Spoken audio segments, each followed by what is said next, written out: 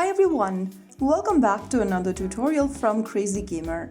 Today I'm gonna be showing you how to change language in Doomsday Last Survivors game. Whether you prefer English, Spanish or any other supported language in Doomsday Last Survivors, I will show you how you can easily and quickly do so. First of all, launch open the Doomsday Last Survivors game on your device and make sure you are connected to the internet. On the main home screen, go ahead and tap on your profile avatar at the top left corner. And in the Commander Info section, tap on Settings at the bottom left. Now, you'll see the language option under the Settings menu. Tap on that and choose a different language you want to change to from the menu.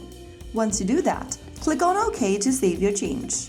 This will restart the game with the new language that you just selected. And there you go. That is how you can easily change the language setting in Doomsday Last Survivors. Now you can enjoy the game in a language you're most comfortable with. If you found the video helpful, don't forget to like, share and subscribe to our channel. I will be back again in the next episode. Thank you for watching.